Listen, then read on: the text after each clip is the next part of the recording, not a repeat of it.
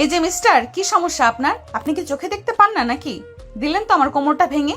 এখন আমি ভার্সিটি যাব কিভাবে? এই কথা আপনি আমাকে বলছেন কেন? আমার তো মনে হয় আপনার চোখে সমস্যা, কারণ আপনি যদি চোখে দেখতে পেতেন তাহলে নিশ্চয়ই আমার সামনে এসে পড়তেন না। আপনি ঠিক করে কথা বলুন। আমার কেন চোখে সমস্যা হতে যাবে? আমি তো এদিক দিয়ে যাচ্ছিলাম, তখনই হুট করে আপনি আমার সামনে এসে পড়ে গেলেন, আর আপনার সঙ্গে ধাক্কা লেগে আমি রাস্তার মাঝখানে পড়ে গেলাম। এই জানেন, আপনাদের মতো মেয়েদের না এই একটাই সমস্যা, তারা কখনো নিজের দোষ স্বীকার করে না।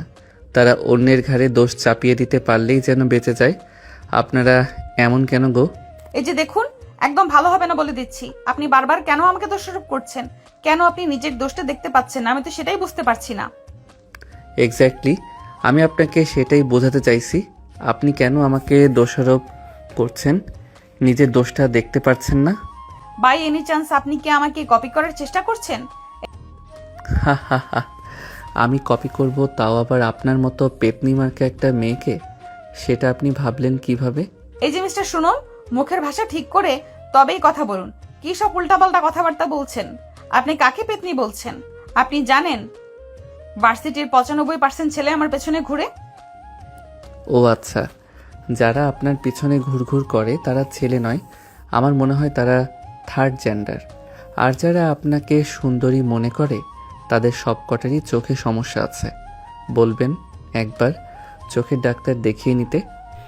এই বলে আয়ান নদীকে আর কোনো কথা বলার সুযোগ না দিয়ে সেখান থেকে কেটে পড়ল। আর এদিকে নদী আয়নের এসব কথা শুনে রাগে ফুসফুস করছে।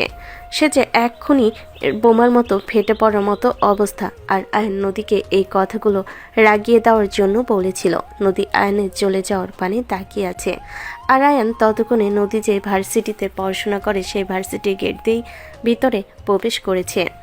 নদী তখনও ভার্সিটির গেটের বাইরে রাস্তায় দাঁড়িয়ে আছে। আর এদিকে রিয়া তখনই নদীর বান্ধবী রিয়া সেখানে চলে আসে। রিয়া ভার্সিটিতেই আসছিল। সে প্রতিদিন রিক্সা করে ভার্সিটিতে আসে। গেটের সামনে রিক্সা থেকে নেমে যায়। আর রিক্সা থেকে নেমে রিয়া দেখতে পেল নদী সেখানেই দাঁড়িয়ে আছে। রিয়া নদীকে দেখা মাত্রই রিক্সা থেকে নেমে নদীর কাছে এগিয়ে গেল। পাশে দাঁড়িয়ে বলতে লাগলো, কি ব্যাপার দোস্ত, কি হয়েছে? তুই এখানে দাঁড়িয়ে আছিস কেন? জানিস, একটু আগে একটা ছেলের সঙ্গে আমার ধাক্কা লেগে গেছে। ছেলেটা কি সব উল্টাপাল্টা কথা বলে, তারপর আমাদের ভার্সিটিতেই ঢুকলো। কি বলিস? তোকে কেউ উল্টাপাল্টা কথা বলবে এমন সাহস এই শহরে কোন ছেলের আছে? কোনো ছেলের আছে বলে তো আমার মনে হয় না। হ্যাঁ, যেটা কোনোদিন চিন্তাও করিনি, আজ আমার সঙ্গে সেটাই হয়েছে। বাই দ্য ওয়ে, ছেলেটা আমাদের ভার্সিটির ভেতরেই প্রবেশ করেছে। আশা করা যায় নেক্সট টাইম আবারও ছেলেটার সঙ্গে আমাদের দেখা হয়েই যাবে। তখন ছেলেটাকে বুঝিয়ে দেব আমার সঙ্গে পাঙ্গা নেওয়ার ফল কতটা ভয়াবহ হতে পারে। আচ্ছা দোস্ত, ঠিক আছে, সে না হয় বুঝলাম। যখন পাবি তখন তোর যা ইচ্ছে করে নিস, কিন্তু এখন ক্লাসের টাইম হয়ে গেছে, ক্লাসরুমে চল। এই বলে রিয়া নদীকে আর কোনো কথা বলার সুযোগ না দিয়ে নদীর হাত ধরে টানতে টানতে ক্যাম্পাসের ভিতরে প্রবেশ করে। ক্যাম্পাসের ভিতরে তার অন্য বান্ধবীরা বসে আড্ডা দিচ্ছিল। তারা আসা মাত্রই তাদের দুজনকে নিয়ে সবাই মিলে ক্লাসরুমে চলে গেল, কারণ অলরেডি ক্লাসের ঘন্টা পড়ে গেছিল। টিফিন পিরিয়ডের সময় সবাই মিলে ক্যান্টিনে খাবার খেতে আসে। আর তখনই নদী দেখতে পায় তারা যেই টেবিলে বসেছে তার ঠিক 2 টেবিল পর এই ছেলেটা, যে ছেলেটার সঙ্গে সকালবেলা তার কথা কাটাকাটি হয়েছিল, সেই ছেলেটা কফি খাচ্ছে। নদী তখন তার বান্ধবীদেরকে কোনো কথা না বলে আয়নের সামনে গিয়ে দাঁড়ালো। আয়ন তাকে দেখে একটু অবাক হলো না, বরঞ্চ তাকে অবাক করে দিয়ে বলতে লাগলো, কি ব্যাপার ম্যাডাম, প্রথম দেখাতেই আমার প্রেমে পড়ে গেছেন নাকি? যে ক্যান্টিনে ঢুকে আমাকে দেখা মাত্রই আমার সঙ্গে কথা বলতে চলে এলেন? ফালতু বকা বন্ধ কর। ফালতু বকা বন্ধ করুন। আপনি আমাকে এটা বলুন যে আপনি আমাদের ভার্সিটিতে কি করতে এসেছেন? এতক্ষণ তো ভেবেছিলাম আপনি শুধু কাণ্ডজ্ঞানহীন একজন মানুষ, কিন্তু এখন আমি সম্পূর্ণ নিশ্চিত আপনি পুরোপুরি ব্রেনলেস একজন মানুষ। What do you mean by brainless? আপনি যেহেতু ভার্সিটিতে পড়াশোনা করেন, তাহলে আপনার এটা জানা উচিত, ভার্সিটিতে সবাই পড়াশোনা করতেই আসে, কেউ হাডুডু বা লুডো খেলতে আসে না। আয়নের এমন কথাই ভীষণ রকম অপমান বোধ করলো নদী। তাই সেখানে আর এক মুহূর্ত দাঁড়ালো না। রাগে গজগজ করতে করতে যেখানে তার বান্ধবীরা বসেছিল সেখানে চলে আসলো। অন্যদিকে তাকে দেখা মাত্রই তার বান্ধবীরা সবাই বলতে লাগলো। কিরে দোস্ত, তুই ওখানে কেন গিয়েছিলি? আর ওই ছেলেটাকে তো আমাদের ভার্সিটিতে পড়ে, আগে তো কখনো দেখিনি। ব্যাপারটা কি বলতো শুনি। নদী তখন তার বান্ধবীদেরকে সমস্ত ঘটনা খুলে বলল। সবকিছু শুনে তার বান্ধবীরা তাকে বলতে লাগলো। দোস্ত, বাদ দে সব কথা। যা হয়েছে অ্যাক্সিডেন্ট মনে করে সব কিছু ভুলে যা। তোরা সবাই খুব ভালো মতোই জানিস আমি অপমানকারীকে কখনোই ভুলে যাই না। পারলে তাকে আরো 3 গুণ বেশি শাস্তি দিয়ে তবে সেখান থেকে ফিরে আসি। সে তোর যা ভালো মনে হয় তাই কর। আমরা তোকে এ ব্যাপারে কোনো কিছুই বলবো না, কারণ this is your personal choice. Yes, you are so right, this is my personal matter. ওই হারামজাদা মনে হয় আমার পরিচয় জানে না, আর আমার পরিচয় জানলে এইভাবে আমার সঙ্গে পাঙ্গা নেওয়ার সাহসটাও দেখাতো না। এটা একদম তুই ঠিক কথাই বলেছিস। তোর বাবার ক্ষমতা সম্পর্কে জানলে কত ছেলে তোর সঙ্গে কথা বলারই সাহস রাখে না। সেখানে এই ছেলেটা তোর সঙ্গে এত বড় ঝামেলা করবে, এটা তো জাস্ট কল্পনার অতীত। বাদ দে সব কথা, বল কি খাবি? ওকে তো আমি পরে দেখে নেব। এ বলে নদী প্রসঙ্গ পাল্টে নিয়ে তার বান্ধবীদের খাবার অর্ডার করতে বলল। তার বান্ধবীরা তখন এই প্রসঙ্গ নিয়ে কোনো কথা না বলে খাবার অর্ডার ব্যস্ত হয়ে পড়ল। আর কিছু সময়ের মধ্যে তারা খাওয়া দাওয়া শেষ করে ক্যান্টিন থেকে বাইরে বের হয়ে গেল। এদিকে আজ আয়ন সবেমাত্র ভার্সিটিতে নতুন এসেছে, তাই ভার্সিটিতে তার কোনো চেনা জানা নেই। তাই সে একা বসে কফি খাচ্ছিল। কফি খাওয়া শেষ হলে সে নিজেও ক্যান্টিন থেকে বের হয়ে নিজের ডিপার্টমেন্টে চলে গেল। আর হ্যাঁ, আপনারা একদমই ঠিকঠাক শুনতে পেরেছেন। আসলে আয়ন মানে আমাদের গল্পের নায়ক জার্নালিজম ডিপার্টমেন্টে ভর্তি হয়েছে। সাংবাদিকতা তার ছোটবেলার স্বপ্ন, আর বড় হয়ে যাতে সেই স্বপ্ন পূরণ করতে পারে সেই জন্যই জার্নালিজম ডিপার্টমেন্টে পড়াশোনা করছে। আর এইদিকে আমাদের গল্পের নায়িকা নদী সেই কোটিপতি বাবার একমাত্র আদরের রাজকন্যা, আর তার 4 ভাইয়ের একমাত্র আদরের ছোট বোন। বলতে গেলে সোনার চামচ মুখে নিয়ে জন্ম হয়েছে আমাদের গল্পের নায়িকা নদীর। তো ভিউয়ার্স, সমস্ত কথা এখানে না বলে চলুন গল্পে ফিরে যাই। আর গল্পে না হয় আপনাদের কাছে তাদের ব্যাপারে আরও অনেক কিছুই শেয়ার করা যাবে। ভার্সিটি ছুটি হলে নদী ক্যাম্পাস থেকে বের হয়ে গেটের সামনে দাঁড়িয়ে তার গাড়ির জন্য অপেক্ষা করছিল। ড্রাইভার এখনো এসে পৌঁছায়নি। এদিকে ভার্সিটির মোটামুটি সব স্টুডেন্টরা চলে গেছে রাস্তায়। হয়তো জ্যাম লেগেছে, আর এই কারণে হয়তো আর ড্রাইভার এখনো গাড়ি নিয়ে পৌঁছাতে পারেনি। তাই নদী নিজের মোবাইলটা হাতে নিয়ে ড্রাইভারকে কল করতে যাবে, তখনই দেখতে পেল তার ফোনের ব্যাটারি লো। কল দিতে যাচ্ছিল, আর ঠিক ওই মুহূর্তে ফোনটা অফ হয়ে গেল। যদিও একটু রাগান্বিত হয়ে ফোনটা হাতে নিয়ে এপাশ ওপাশ পায়চারি করতে লাগলো। আর ঠিক ওই মুহূর্তে ক্যাম্পাস থেকে বের হচ্ছিল আয়ান। নদীকে এভাবে ভার্সিটি গেটের সামনে পায়চারি করতে দেখে আয়ান বলতে থাকে, কি ব্যাপার মিস? শাকচুন্নি কার জন্য অপেক্ষা করা হচ্ছে? পিছন থেকে হঠাৎ কারোর গলার আওয়াজ শুনে পিছন ফিরে তাকায় নদী। আর তখনই সেখানে আয়নকে দেখে সে আরো ভীষণ রকম রেগে যায়। রাগে গজগজ করতে করতে সে আয়নকে উদ্দেশ্য করে বলতে থাকে, আমি যার জন্য ইচ্ছে তার জন্য অপেক্ষা করব, তাতে আপনার কি যায় আসে? কি ব্যাপার মিস শাকচুন্নি, কার জন্য অপেক্ষা করা হচ্ছে? আমার কিছু যায় আসে না, কিন্তু এরকম সুন্দরী একটা মেয়ে এখানে এভাবে একা একা দাঁড়িয়ে থাকলে কোনো ছেলে টিচ করতে পারে। যদি কোনো সমস্যা না হয় তাহলে আমি আপনাকে লিফট দিতে পারি। এই যে মিস্টার শোনেন, আপনার লিফটের কোনো প্রয়োজন আমার নেই। আর আপনি কি বললেন সুন্দরী? আপনি তো আজ সকালে ইভেন একটু আগেও আমাকে শাকচুন্নি বলেছেন।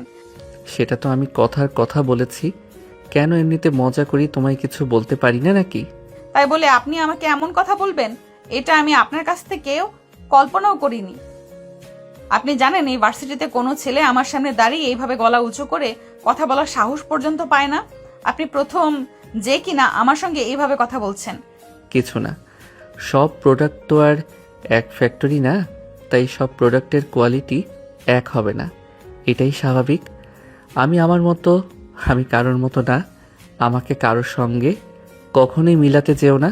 হ্যাঁ, আমি তো সেটা দেখতেই পাচ্ছি। You are so different and difficult. Yes, এখন চলো আমি তোমাকে নামিয়ে দিব। তোমার বাসা কোথায় বললে না তো? আমার বাসা মিরপুর 6 নম্বর সেক্টর, 4 নম্বর রোড, 116 নম্বর বাসা। আরে ওটা তো আমার বাসায় যেতে রাস্তায় পড়ে। তুমি চলো আমার সঙ্গে, আমি তোমাকে পৌঁছে দিয়ে তবেই বাসায় ফিরবো।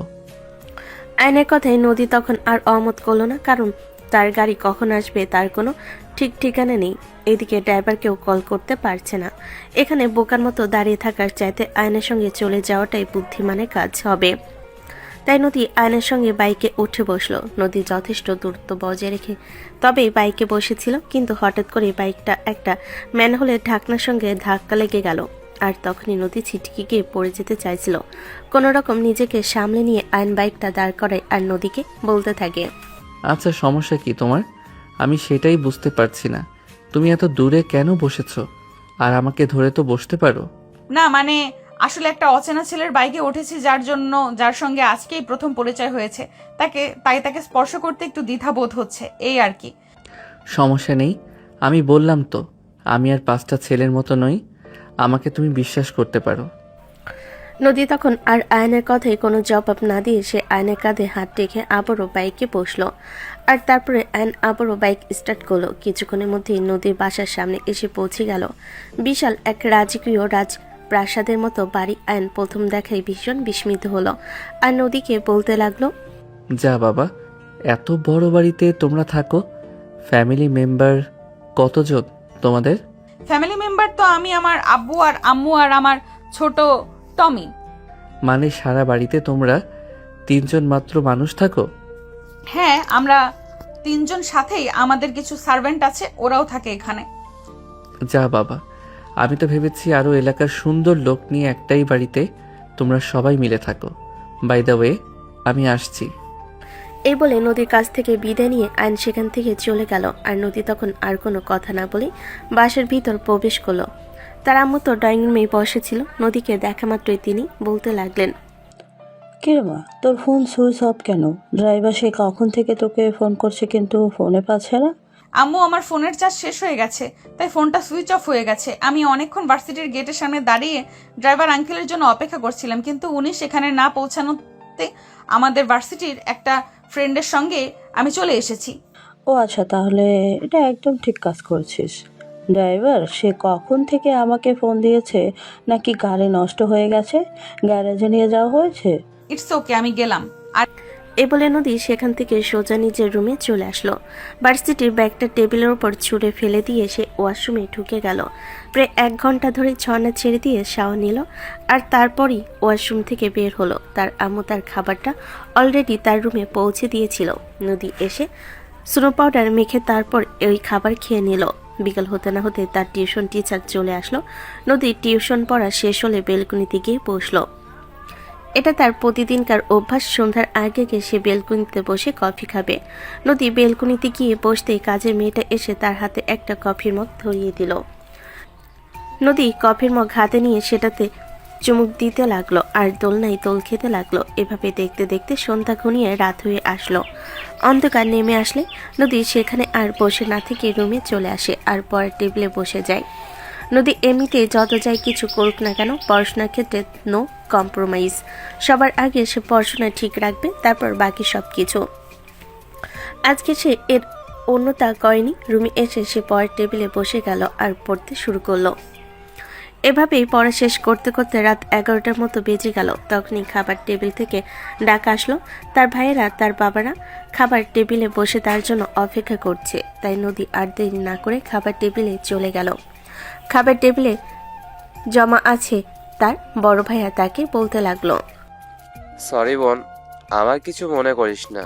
আজ আসলে আমরা সবাই একটা কাজে ফেঁসে গেছিলাম, তাই তোকে আনার জন্য কেউ ভার্সিটিতে যেতে পারেনি। আরে ভাইয়া, ঠিক আছে, কোনো সমস্যা নেই।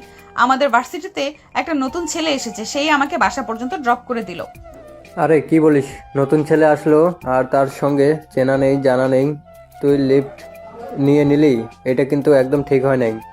আব্বু, এত চিন্তা করার কোনো কারণ নেই। ছেলেটা যথেষ্ট ভালো। ছেলেটার সঙ্গে আমাদের কম সময়ে কথা হয়েছে, কিন্তু কথা বলে মনে হয়েছে ছেলেটা যথেষ্ট ভদ্র আছে। আচ্ছা ঠিক আছে, কোনো সমস্যা নেই। তবে তোকে একটা কথা বলি, সবসময় একটু সাবধানে থাকিস। এখনকার যুগে কাউকে বিশ্বাস করা যায় না। মানুষ কখন সাথে মিশে পাতে বসে ক্ষতি করে দিবে সেটার কিন্তু কোনো ঠিক ঠিকানা নেই। ভাইয়া, তুমিও না একদম এভাবে বলো না। তোমার বোনটা এখন যথেষ্ট বড় হয়েছে, সে ভালো মন্দ বোঝার মতো ক্ষমতা তোমার বোনের হয়েছে, বুঝতে পেরেছো? হ্যাঁ ঠিক আছে, সে না হয় বুঝলাম, কিন্তু কাল থেকে তোকে আর ভার্সিটিতে একা একা যাওয়া আসা করতে হবে না। আমাদের 4 জনের মধ্য থেকে কোনো একজন তোর জন্য সর্বদা প্রস্তুত থাকবে। দেখো ভাইয়া, তোমাদেরকে আমি আগেও বলেছি আর এখনো বলছি, আমার এসব বন্দি জীবন একদম ভালো লাগে না। তোমরা যদি এসব শুরু করো তাহলে কিন্তু আমি হোস্টেলে চলে যাবো, এই বলে দিলাম। আরে মা, তুই এইভাবে কেন বলছিস? তুই আমার একমাত্র মেয়ে, তোর 4টা ভাই আর একমাত্র বোন, সবাই তোকে নিয়ে সব সময় চিন্তায় থাকে। আমাদের শত্রুপক্ষের তো আর কোনো কমতি নেই। কে কোথায় কখন কিভাবে তোর কোনো ক্ষতি করে বসে তার তো কোনো ঠিক নেই। আবু, তুমিও না ভাইয়ার মতোই হয়ে গেছো। কেউ আমার কোনো ক্ষতি করবে না, আমি একদম ঠিকঠাক ভার্সিটি শেষ করে বাসায় পৌঁছাতে পারবো। তখনই তাদের কথায় বাধা হয়ে দাঁড়ালেন নদীর আম্মু। তিনি সেই কখন থেকে সবাইকে খাবার বেড়ে দিয়ে বসে আছেন, কিন্তু কেউ এখনো খাবার শুরু করেনি। সবাই গল্পের আসরেই মশগুল, তাই তিনি সবাইকে খাবার শুরু করতে বলেন। খাবার প্রায় ঠান্ডা হয়ে যাচ্ছিল, কারণ প্রায় আধা ঘন্টা ধরে খাবার টেবিলে এসে এই সব কিছু নিয়ে আলোচনা চলছিল।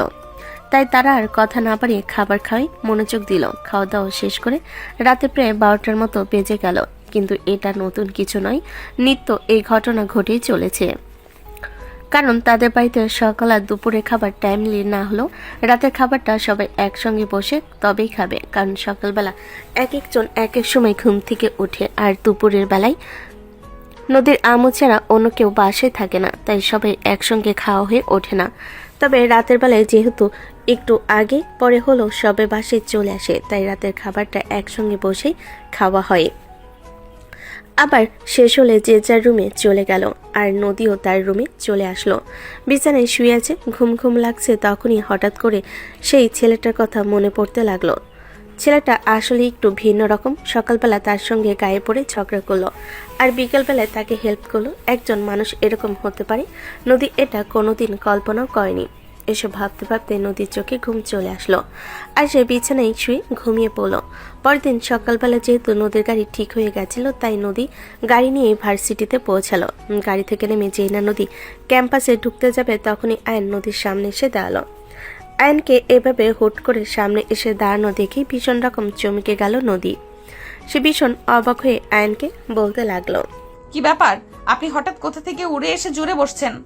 কেন আমাকে দেখে আপনি বিরক্ত হলেন নাকি? আসলে ব্যাপারটা সেরকম নয় যেরকমটা আপনি ভাবছেন। হুট করে আমার সামনে এসে দাঁড়ালেন, আমি তো ভয় পেয়ে গেছিলাম, সেজন্য আপনাকে জিজ্ঞেস করা।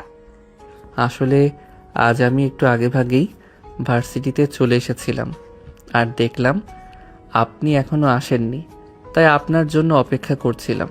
একদিনের পরিচয় একজন মানুষের জন্য অপেক্ষা করা, ব্যাপারটা একটু কেমন হয়ে গেল না? কেমন যেন হতে যাবে। কেন, মানুষ কি কারোর জন্য অপেক্ষা করতে পারে না? এই বলে দুজন কথা বলতে বলতে ক্যাম্পাসের দিকে এগোতে লাগলো। বেশ অনেকক্ষণ সময় নিয়ে ক্যাম্পাসে দাঁড়িয়ে দুজন কথা বলল, আর তখনই হঠাৎ করে ক্লাসের ঘন্টা পড়ে গেল। নদী আয়নের কাছ থেকে বিদায় নিয়ে ক্লাসের দিকে চলে গেল। এদিকে আয়নও নিজের ক্লাসরুমে চলে গেল। এভাবেই চলতে থাকে তাদের দিনগুলো। দুজনের মধ্যে কথাবার্তার পরিমাণ ধীরে ধীরে বাড়তে লাগলো। ইতিমধ্যে তাদের মোবাইল নাম্বারও আদান প্রদান হয়ে গেছে। বলতে গেলে প্রায় প্রতিদিনই আয়ন নদীকে ফোন দেয়, আর রাতের বেলা দুজন একটা লম্বা সময় নিয়ে কথা বলে, অনেক রকম কথাবার্তা। আর এইভাবে কথাবার্তা চলতে চলতে নদী আয়নের প্রতি কেমন যেন একটা দুর্বলতা অনুভব করতে থাকে। তার সঙ্গে কথা না বলে ভালো লাগে না, তার চেহারা না দেখলে ভালো লাগে না, কেমন যেন একটা অন্যরকম অনুভূতি কাজ করে তার প্রতি। ইদানিং এমনটা হচ্ছে, নদী পড়াশোনার প্রতি ভীষণ অমনোযোগী হয়ে পড়েছে। কিন্তু কেন এমনটা হচ্ছে এটা তার পরিবারের মানুষ কোনোভাবেই বুঝতে পারছে না। কারণ নদী আয়নের সঙ্গে যত যাই কথা বলতো না কেন, সবাই রাতের বেলা নিজের রুমে শুয়ে শুয়ে, আর তখন বাড়ির সবাই নিজেদের রুমে ঘুমিয়ে থাকতো। আর এভাবেই আয়নের সঙ্গে নদীর সম্পর্ক গভীরে যেতে লাগলো। ইতিমধ্যেই দুজন দুজনের প্রতি অনেকটাই দুর্বল হয়ে পড়েছে। নদী মনে মনে ভেবে নিয়েছে, আয়ন যদি নিজে থেকে তাকে কোনো কিছু না বলে, তাহলে সে নিজে আয়নকে তার মনে কথা বলে দিবে, কারণ সে আয়নকে ভীষণ রকম ভালোবেসে ফেলেছে। এমনটাই চিন্তা করতে থাকে, কিন্তু কিভাবে বলবে সে আর কখন বলবে এটাই ভেবে পাচ্ছিল না। নদী তাই মনে মনে ঠিক করে কদিন পরে ভ্যালেন্টাইন্স ডে আসছে, সেদিনে না হয় বলে দিবে। কিন্তু নদীর সময় যেন যেতেই চাইছিল না, ভীষণভাবে অপেক্ষা করছিল সেই কাঙ্ক্ষিত সময় কখন আসবে আর কখন সে আয়নকে নিজের মনের কথা জানাবে। নদী আর যেন অপেক্ষা করতে পারছিল না। আজ ফেব্রুয়ারির 13 তারিখ, আগামীকাল 14 ফেব্রুয়ারি। তাই নদী বিকেল থেকে ভাবনা চিন্তা শুরু করে দিয়েছে কাল কিভাবে আয়নের সামনে গিয়ে দাঁড়াবে, আয়নকে কি বলে প্রপোজ করবে। তার চিন্তা যেন শেষ হতে চাইছে না। পরে টেবিলে বসে এসব কিছু চিন্তা করছিল নদী, আর তখনই হঠাৎ করে তার ফোনটা বেজে উঠল। মোবাইলটা হাতে নিয়ে দেখলো আয়ন তাকে ফোন করেছে। নদীর খুশি যেন আর হয় না, সে খুশি মনে ফোনটা রিসিভ করলো আর বলতে লাগলো, তোমার হায়াত আছে অনেক দিন, তুমি অনেক দিন বাঁচবে জানো। এক্ষুনি আমি তোমার কথা মনে করছিলাম, আর ঠিক ওই মুহূর্তেই তুমি আমাকে কল করলে। ও মা, তাই নাকি? তুমি আমার কথা এত মনে করো? আমি কেন তোমার বুঝি আমার কথা মনে পড়ে না? যদি মনে না পড়তো তাহলে নিশ্চয়ই আমি তোমাকে কল করতাম না, এটা নিশ্চয়ই তুমি বুঝতে পারো। আমি কেন তোমার বুঝি আমার কথা মনে পড়ে না? হ্যাঁ, সেটা তো আমি খুব ভালোভাবেই বুঝতে পারছি। তোমার যদি আমার কথা মনে নাই পড়তো তাহলে তুমি আমাকে কল করতে না। কিন্তু সত্যি বলতে আমিও তোমায় ভীষণ মিস করি। বাই দ্য ওয়ে, কাল তো 14 ফেব্রুয়ারি, তুমি কি ভার্সিটি যাবে? হ্যাঁ অবশ্যই, কেন ভার্সিটি যাব না? তুমি কিন্তু অবশ্যই আসবে, তোমার জন্য একটা সারপ্রাইজ আছে। কাল আমার জন্য সারপ্রাইজ? কি সারপ্রাইজ? আমি তো সেটাই ভেবে পাচ্ছি না। বলবে কি তুমি আমায় কি সারপ্রাইজ দেবে? না, এখনই আমি তোমাকে কোনো কিছু বলতে পারবো না, আর তোমাকে কোনো কিছু বলতে আমি চাইও না। তাহলে তো আর সারপ্রাইজের মজাটাই থাকলো না। আচ্ছা বাবা, ঠিক আছে, কোনো সমস্যা নেই। তুমি যখন বলবে না তাহলে আমি আর তোমাকে জোর করব না। তোমার যেটা ভালো মনে হয় তুমি সেটাই করো। হ্যাঁ একদমই তাই। তবে তোমাকে আমি একটা কথা বলে রাখি, কালকে তো তুমি একটা নীল রঙের পাঞ্জাবি পরে আসবে। কেন? আমাকে কেন নীল রঙের পাঞ্জাবি পরতে হবে? দেখো, একদম বেশি কথা বলবে না। তোমাকে আমি যেটা বলেছি সেটাই করবে। কাল তুমি নীল রঙের পাঞ্জাবি পরে তবেই ভার্সিটি আসবে, তা না হলে কিন্তু আমি ভীষণ রেগে যাবই বলে দিলাম। আচ্ছা বাবা, ঠিক আছে, কোনো সমস্যা নেই। তুমি যখন আমাকে বলছো নীল রঙের পাঞ্জাবি পরে আসতে, তখন আমি অবশ্যই নীল রঙের পাঞ্জাবি পরে আসব। এই তো, আচ্ছা ঠিক আছে, এখন তাহলে রাখি, আমার একটু কাজ আছে। এই বলে নদী ফোনটা কেটে দিল আর তারপরে নিজের রুমে চলে গেল। সারাদিন তো এইসব কিছু চিন্তা করতে করতে চলে গেল। এবার অন্তত একটু পড়তে বসা উচিত, কারণ কিছুক্ষণের মধ্যে নদীর বাবা বাড়িতে চলে আসবেন। আর উনি যদি বাড়িতে এসে দেখতে পান নদী পড়ার টেবিলে নেই, তাহলে তিনি একটু চেঁচামেচি করবেন। আর এইদিকে আমাদের গল্পের নায়িকা নদী বাবার চেঁচামেচিকে ভীষণ রকম ভয় পান। তাই সেই কোনো রিস্ক না নিয়ে পড়ার টেবিলে বসে গেল, যাতে সারাদিন যত যাই কিছু করুক না কেন বাবার কাছে ভালো থাকতে পারে। রাত 10টার দিকে তার বাবা বাসায় ফিরে আসলো। প্রতিদিনের মতো সবাই একসঙ্গে বসে রাতের খাবার খেলো, আর তারপরে সবাই যার যার রুমে গিয়ে ঘুমিয়ে পড়লো। পরের দিন মানে 14 ফেব্রুয়ারি সকালবেলা ঘুম থেকে উঠে নদী সবার আগে ফ্রেশ হয়ে নিল। তারপর বিগত এক সপ্তাহ আগে কিনে আনা নীল শাড়িটা পরে নিল, সেই সঙ্গে ম্যাচিং করা কাচের চুড়ি, খোপে গাজরা, কানে ঝুমকো আর কপালে একটা লাল টিপ। একদম অসাধারণ লাগছে নদীকে, তার দিকে তাকিয়ে যেন চোখ প্রাণও দেয়। সকাল 8:30 বাজে নদী রেডি হয়ে সাজুগুজু করে তারপর বাসা থেকে বের হয়। ড্রয়িং রুমে আসতেই তার আম্মু তাকে দেখে ভীষণ রকম অবাক হন, কারণ তিনি কখনো নিজের মেয়েকে এসব শাড়ি 3 পিস পরতে দেখেনি। সেই ছোটবেলা থেকেই মেয়েটা ওয়েস্টার্ন ড্রেস পরে অভ্যস্ত, আর সেই মেয়ে কিনা আজ এত সুন্দর করে গুছিয়ে শাড়ি পরেছে। তাই তিনি নিজের মেয়েকে বলতে থাকেন, কি ব্যাপার মা জননী, আর সূর্য কোন দিক দিয়ে উঠেছে? আমি তো সেটাই বুঝতে পারছি না। আপনি তো কোনোদিন থ্রি পেজে পড়েন না, আর আজ এত সুন্দর করে গুছিয়ে শাড়ি পরেছেন, ব্যাপারটা কি? আম্মু, তুমিও না সবসময় শুধু ব্যাপার খুঁজতে যাও কেন? আজ বিশ্ব ভালোবাসা দিবস, তাই আমি আমার বান্ধবীরা সবাই ঠিক করেছি শাড়ি পরে ভার্সিটিতে যাব। সে না হয় বুঝলাম, কিন্তু আপনি তো কোনোদিনও শাড়ি পরতে পারেন না, তাহলে আপনাকে শাড়িটা পরিয়ে দিয়েছে কে, সেটা জানতে পারি কি আমি? আম্মু, তুমিও যেমন মানুষ আর আমিও তেমনই মানুষ। তোমার হাতেও 5টা আঙ্গুল আছে আর আমার হাতেও। তুমি যদি একটা কাজ করতে পারো তাহলে আমি সেটা কেন করতে পারবো না? আমি ইউটিউব থেকে দেখে শাড়ি পরা শিখেছি। ও মা, তাই নাকি? আমার মেয়েটা কবে এত বড় হয়ে গেছে সেটা তো আমি ভেবেই কুল পাচ্ছি না। যাই হোক, আপনি খাবার টেবিলে বসুন, আমি আপনার নাস্তা দিচ্ছি। নাস্তা শেষ করে তবে বাসা থেকে বের হবেন।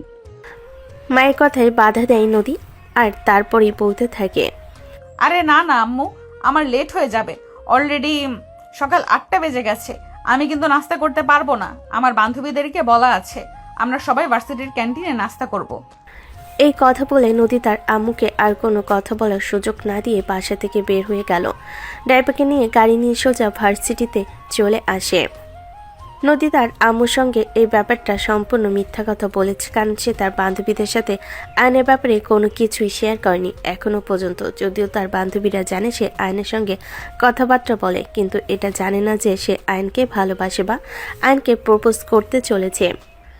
একদিকে তার বান্ধবীরা তাকে কখনোই এসব ব্যাপারে কোনো কিছু জিজ্ঞাসা করার সাহস পর্যন্ত পায় না, কারণ সে প্রচণ্ড রাগী, কখন কোথায় কথার ধৈর্য ধরে বসে, তাই সে বান্ধবীদের সাহস হয়ে ওঠে না। ভার্সিটিতে এসে দেখতে পাই তখনও সেরকম কোনো স্টুডেন্ট ভার্সিটিতে এসে পৌঁছায়নি। তাই নদীর সঙ্গে সঙ্গে আয়নকে ফোন করলো। আয়ন 2বার রিং হতে ফোনটা রিসিভ করলো আর ফোনে অপর প্রান্ত থেকে বলতে লাগলো। হ্যাঁ বলো। কোথায় তুমি? আমি সেই কখন থেকে ভার্সিটিতে এসে তোমার জন্য অপেক্ষা করছি। তুমি এখনো আসছো না কেন? কি আরে আর 2 মিনিট অপেক্ষা করো, আমি এই তো কাছাকাছি চলে এসেছি। এই বলে আয়ন ফোনটা কেটে দিল আর এইদিকে নদী নিজেকে আরও একবার ভালো করে পর্যবেক্ষণ করে নিল। সব কিছু একদম ঠিকঠাক আছে কিনা সেটা চেক করে নিল আর তারপরে সে ক্যাম্পাসে দাঁড়িয়ে আয়নের জন্য অপেক্ষা করতে লাগলো। কিছুক্ষণের মধ্যেই আয়ন সেখানে এসে পৌঁছালো। আয়ন নদীর কথা মতো নীল পাঞ্জাবি পরে এসেছিল, কিন্তু যেই নদীকে এতদিন সে ওয়েস্টার্ন ড্রেস পরতে দেখেছে সেই নদীকে আজ শাড়ি পরা অবস্থায় সাজুগুজু করে চুল খোপা রেখে আসতে দেখে ভীষণ রকম অবাক হলো আয়ন। ভূত দেখার মতো চমকে গিয়ে নদীর দিকে তাকিয়ে আছে। এটা দেখে নদী আয়নকে বলতে লাগলো।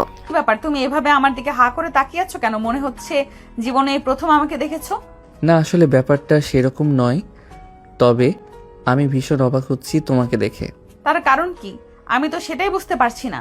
সেটা বলবে কি আমায়? তোমাকে কখনো 3 পিস পরে কেউ দেখিনি, আর সেই তুমি আজ শাড়ি পরেছো। বিশেষ কোনো কারণ আছে কি? কারণ তো অবশ্যই আছে। কারণ ছাড়া তো আর আমি এত কষ্ট করে ইউটিউব দেখে দেখে শাড়ি পরার প্র্যাকটিস করিনি। কথাটা শুনে হো হো করে হেসে দিল আয়ন। সে কখনো ভাবতে পারেনি একটা মেয়ে শাড়ি পরা শেখার জন্য ইউটিউব দেখে দেখে প্র্যাকটিস করে। এমনটা হয় নাকি? ঠিক তখনই নদী আরও অবাক করে দিয়ে তার হাতে থাকা ফুলের তোড়াটা আয়নের দিকে বাড়িয়ে দিয়ে তার সামনে হাঁটু গেড়ে বসে বলতে থাকে। জানি না কাউকে ভালোবাসতে কিভাবে প্রপোজ করতে হয়, কারণ ভালোবাসা আমার জীবনে কখনো সেভাবে আসেনি। কখনো প্রেম কি জিনিস সেটা বুঝতে পারিনি। তাই কিভাবে প্রেমিককে কনভিন্স করতে হয় সেটা আমার জানা নেই। তবে যেদিন তোমায় প্রথম দেখেছিলাম সেদিনে আমি ভীষণ রকম ভাবে তোমার প্রতি আসক্ত হয়ে গেছিলাম। তবে আমি অপেক্ষা করছিলাম তোমার জন্য। তুমি কোনো একদিন হলেও আমার মনের কথাটা আমায় বলবে।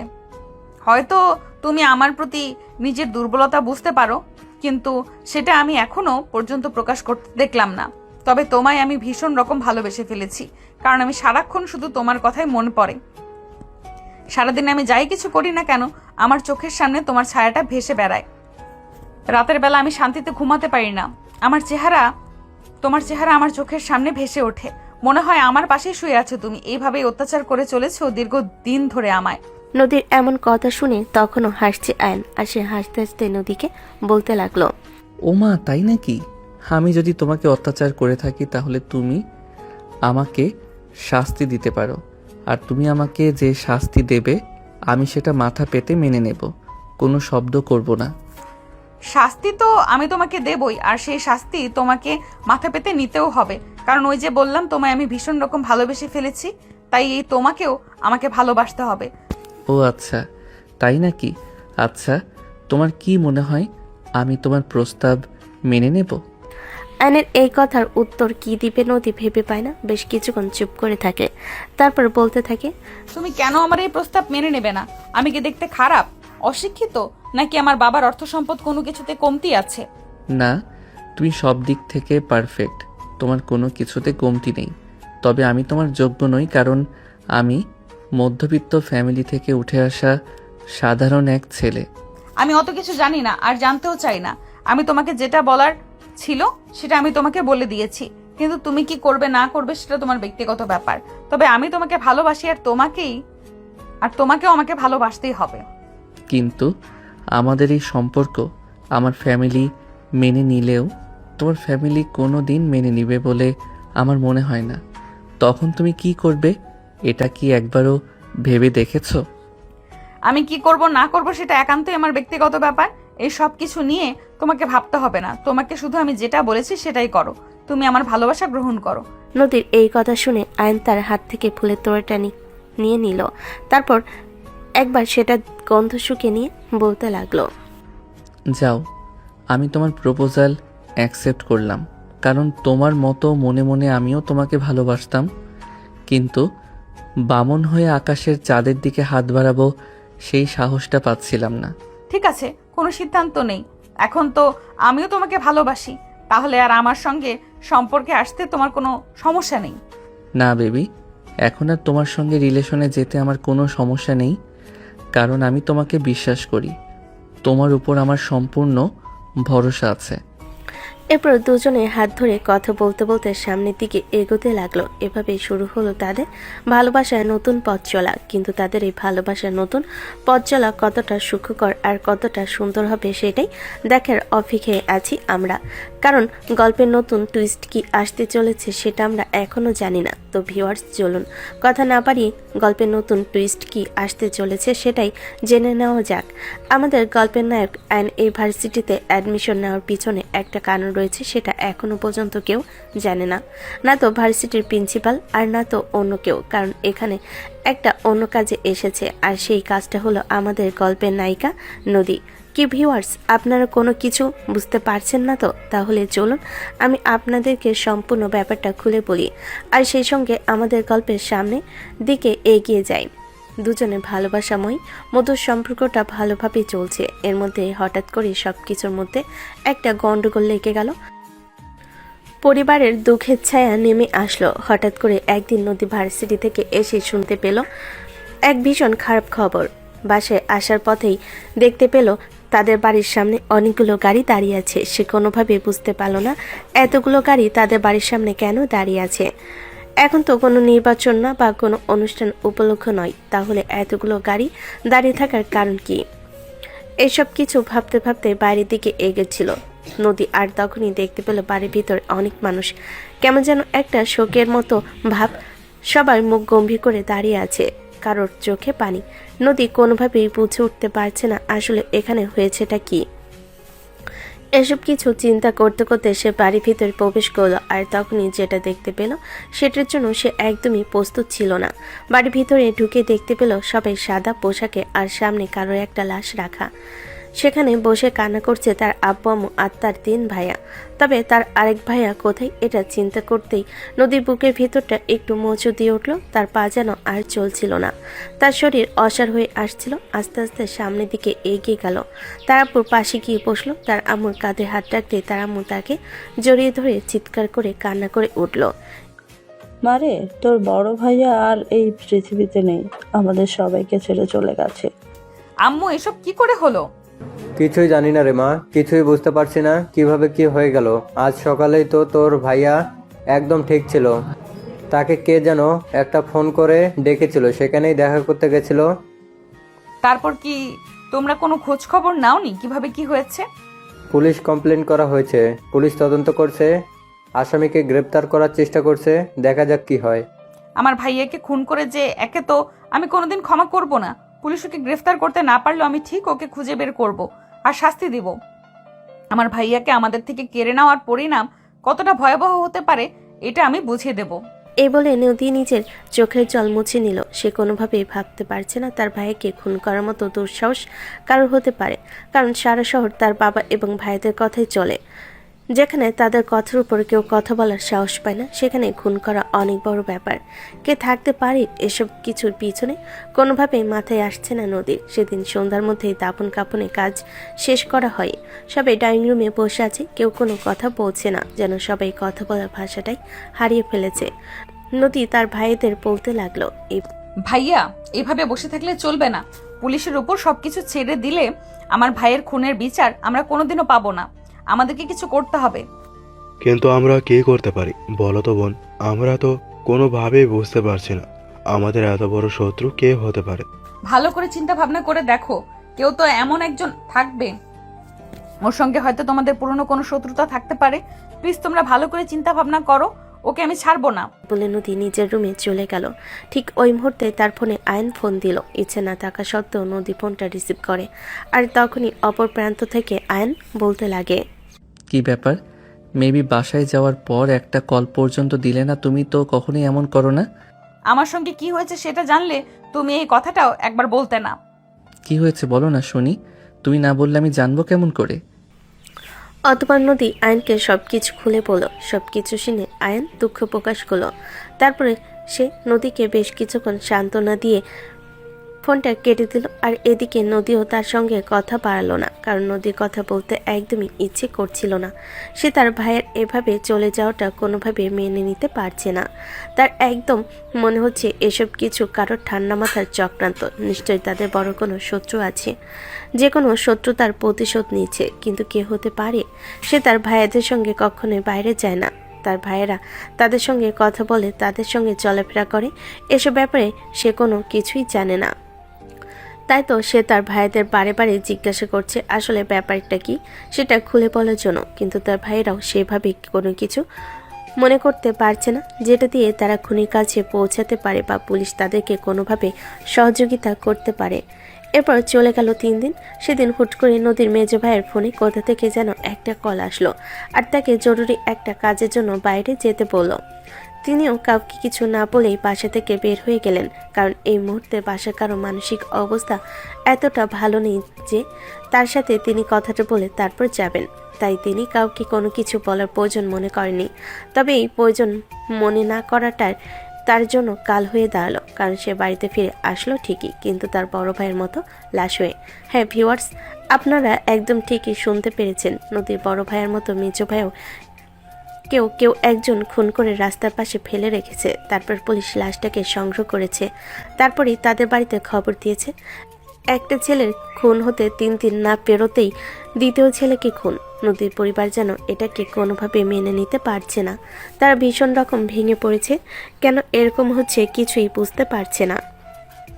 কার সঙ্গে এত বড় শত্রুতা আছে, কে এসব করছে, কোনোভাবেই তাদের বুঝে আসছে না। নদীর মেজো ভাইয়ের লাশের দাফন কাফনের কাজও শেষ হলো, আর সেদিন রাতেই তাদের বাড়ির ঠিকানায় একটা চিঠি আসলো। ঠিক চিঠিতে লেখা ছিল, কি মিস্টার আরাফ চৌধুরী, কেমন লাগে? সন্তান হারালে আমার বাবারও ঠিক এমনটাই লেগেছিল। এখন আপনার যেমনটা লাগছে, কি ভাবছেন আমি এখানেই থেমে যাব? হুম, না, একদমই নয়। আমি তো সবে শুরু করেছি আপনাকে নিঃস্ব করে দেব। আপনি আমাকে চিনবেন না, আমাকে খুঁজে কোনো লাভ নেই, কারণ আপনি আমার পরিচয়টাও জানেন না। আর আপনি যতক্ষণে আমার পরিচয় জানবেন ততক্ষণে আপনি ধ্বংসের শেষ প্রান্তে দাঁড়াবেন। ইতি আপনার ধ্বংসকারী। এমন চিঠিটা পড়ে নদীর পুরো পরিবার একদম স্তব্ধ হয়ে গেল। তারা কোনোভাবে ভেবে পাচ্ছিল না কি হচ্ছে তাদের সঙ্গে, আর কে রয়েছে এই চিঠি দেওয়ার পেছনে। তারা কোনোভাবে কোনো কিছুর সাথে কিছুই মিলাতে পারছে না। তারপর কেটে গেল আরও 4 দিন। আজ মুসলিম রীতি অনুযায়ী একসঙ্গে 2 ভাইয়ের খতম পড়ানো হবে, সেজন্য বাড়িতে হুজুরদের ডাকা হয়েছে। তাদের দিয়ে একটু মিলাদ পড়ানো হবে, সেই সঙ্গে একটু খাওয়া দাওয়ার ব্যবস্থাও করা হবে। সেজন্যই ডেকোরেশন এবং হোটেলের লোকেরা খাবার দেওয়া হয়েছিল বাড়িতে এসে রান্নাবান্না করার জন্য। আর এদিকে নদীর বাবা ওনার বাকি 2 ছেলেদেরকে সম্পূর্ণভাবে নিষেধ করে দিয়েছে বাড়ি থেকে একদম বের হতে। ওনার ধারণা বাড়ি থেকে বের হলে ওনার ছেলেদেরকে বিপদে ঘিরে ধরবে, তাই উনি এখন নিজের ছেলেদেরকে বাঁচানোর জন্য সর্বরকম প্রোটেকশন নিতে বাধ্য। তাই তিনি নিজের ডেকোরেশন এবং রেস্টুরেন্টের লোকেদের সঙ্গে বাড়িতে বসে ফোনে কথা বলেছেন, আর সমস্ত লেনদেন অনলাইনের মাধ্যমে করে দিয়েছেন। আজ তাদের বাড়িতে সেই অনুষ্ঠান মিলাদ মাহফিল শেষ হলে হুজুরদের খাওয়া দাওয়ার আয়োজন করা হলো। তাদেরকে খাওয়া দাওয়া শেষ হলে সবাই চলে গেল, বাকি রইল শুধু বাড়ির মানুষ। আর বাড়ির মানুষ সবাই একসঙ্গে ডাইনিং টেবিলে খেতে বসেছে। নদী তার মা বাবা এবং 2 ভাইয়ের সাথে খাওয়া প্রায় শেষের দিকে হঠাৎ করে নদীর 2 ভাইয়া বুক চাপড়ে উঠল আর বলতে লাগলো, আমার বুকে খুব ব্যথা করছে, আমি আর পারছি না, খুব কষ্ট হচ্ছে। এই বলে দুজনই বুক চেপে ধরেছিল। আর তখনই নদীর বাবা খাবার ফেলে রেখে ছেলেদের কাছে চলে আসেন, তাদেরকে পানি খাওয়ানোর চেষ্টা করেন। আর ঠিক ওই মুহূর্তে দুজন একসঙ্গে পরলোক গমন করে। নদীর বাবা আর এটা কোনোভাবেই নিতে পারছিলেন না, যেখানে দুই ছেলে খতম পড়াতে গিয়ে আরও দুই ছেলেকে শেষ করে দিলেন। ওই দুই ছেলেকে না হয় শত্রুপক্ষ মেরেছিল, কিন্তু এখন হঠাৎ করে এই দুই ছেলের কি হলো এটা তিনি ভেবে পাচ্ছেন না। আর এদিকে এসব চিন্তা মাথায় নিতে গিয়ে তিনিও স্ট্রোক করেন। ওনাকে হসপিটালে নিয়ে যাওয়া হয়। আর এদিকে নদী গ্রামের বাড়ি থেকে আসা আত্মীয় স্বজন আর এলাকার লোকেরা মিলে তার বাকি দুই ভাইয়ের দাফন কাফনের ব্যবস্থা করেন। দুদিন পর নদীর বাবা তো মোটামুটি সুস্থ হয় আর ওনাকে বাড়িতে নিয়ে আসা হয়। উনি হসপিটালে থাকতে চাইছিলেন না। নিজের স্ত্রী মেয়েকে রেখে উনি আর কোনো কিছুই ভাবতে পারছিলেন না কি থেকে কি হয়ে যাচ্ছে। তিনি কোনোভাবেই কোনো কিছু মিলাতে পারছিলেন না। নিজের রুমে শুয়ে আছেন, মেয়েকে নিজের কাছে ডেকে নিলেন আর বলতে লাগলেন, মারে এসব কি হচ্ছে? আমি তো কিছুই বুঝতে পারছি না। আমি তোদের দুজনকে নিয়ে দেশের বাইরে চলে যাব, এখানে আর থাকবো না। তোদের প্রয়োজনীয় সবকিছু গুছিয়ে নে, আমরা আগামীকালকেই নিউ ইয়র্কে চলে যাব।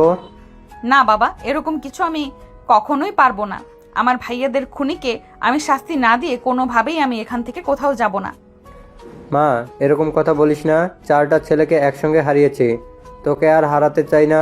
তুই আমাদের বেঁচে থাকার শেষ সম্বল, তোকে আর হারাতে চাই না। তোকে নিয়ে আমি অনেক দূরে চলে যাব। না বাবা, আমি বললাম তো আমার সিদ্ধান্ত থেকে আমাকে কেউ পিছু হটাতে পারবে না। আমি যেটা বলেছি সেটাই করব। আমি আমার ভাইদের খুনিকে শাস্তি দিব, তবেই আমার শান্তি। তার আগে আমি একটুও শান্ত হব না। তোমাদের চলে যেতে ইচ্ছে করলে তোমরা চলে যেতে পারো, কিন্তু আমি আমার সিদ্ধান্তে অটল।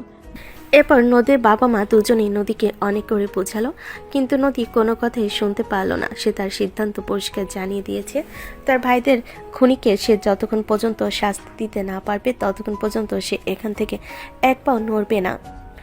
এদিকে সেদিন বিকেলবেলা হঠাৎ করে আয়ন নদীর সঙ্গে দেখা করতে আসলো তার বাড়ির সামনে। এসে নদীকে ফোন দিল। বেশ কয়েকবার কল দেওয়ার পর নদী কলটা রিসিভ করলো। আর তখনই অপর প্রান্ত থেকে আয়ন নদীকে বলতে লাগলো, কি ব্যাপার নদী, কেমন আছো তুমি? দেখো, তুমি খুব ভালো করে জানো আমি ভালো নেই, তাহলে কেন আমাকে কাটা ঘায়ে নুনের চিটে দিতে এসেছো? I am so sorry baby, আমি তোমাকে কথাটা এইভাবে বলতে চাইনি। প্লিজ তুমি কিছু মনে করো না। ঠিক আছে, বাদ দাও সেসব কথা। এখন তুমি আমাকে এটা বলো যে কেন ফোন দিয়েছো? আসলে আমি তো জানি তোমার মন ভালো নেই, তাই ভাবছিলাম তোমাকে নিয়ে একটু বাইরে কোথা থেকে ঘুরে আসি, তাহলে তোমার মনটা ভালো লাগবে।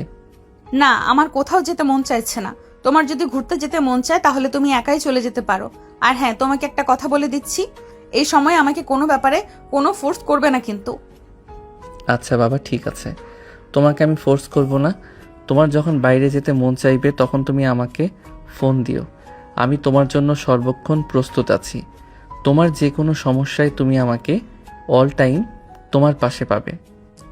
আচ্ছা ঠিক আছে, এখন তুমি ফোনটা রাখো আর আমাকে আমার মতো একটু একা থাকতে দাও।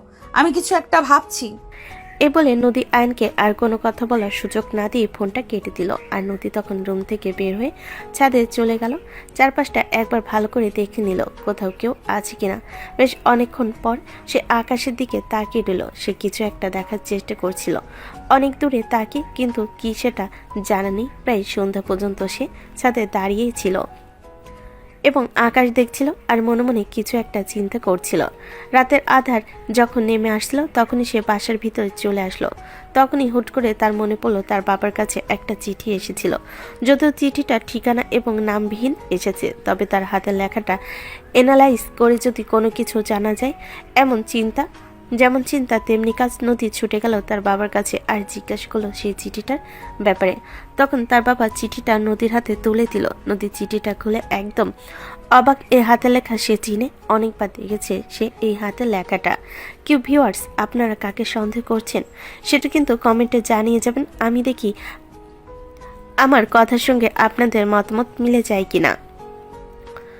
নদী যার হাতের লেখাটা সন্দেহ করেছে সেই মানুষটা তার খুব কাছে। নদী এটার জন্য একদমই বিশ্বাস করতে পারছে না, তাই সে মনে মনে সিদ্ধান্ত নিল সে মানুষটার হাতে লেখার সঙ্গে এই চিঠির হাতে লেখা মিলিয়ে দেখবে। তবে সেই মানুষটাকে সে কোনোভাবেই কথাটা বুঝতে দিবে না। আর তার জন্য নদীকে ভার্সিটিতে যেতে হবে। এরপর প্রায় এক সপ্তাহ কেটে গেল। নদী আরও ঠান্ডা মাথায় বেশ ভালো করে চিন্তা ভাবনা করতে লাগলো, কারণ সে পরিপূর্ণ নিশ্চিত হয়ে তবে সিদ্ধান্ত নিতে চায়। কোনো কাছাকাছি করবে না, যার জন্য পরবর্তীতে আবার তাকেই পস্তাতে হবে। আজ প্রায় 20 দিন পর নদী ভার্সিটিতে এসেছে। ক্যাম্পাসে প্রবেশ করা মাত্রই তার বান্ধবীরা সবাই এসে তাকে ঘিরে ধরল। এক একজন এক এক রকম প্রশ্ন করতে লাগলো, কিন্তু নদী কারোর প্রশ্নের কোনো উত্তর দিল না। চুপচাপ ক্যাম্পাসের উত্তর দিকে বড় আম গাছটার নিচে বসলো। সেখানে সে প্রতিদিন আয়নের জন্য অপেক্ষা করত। অনেকটা লম্বা সময় নিয়ে আয়ন আর নদী দুজনে এখানে বসেই গল্প করত।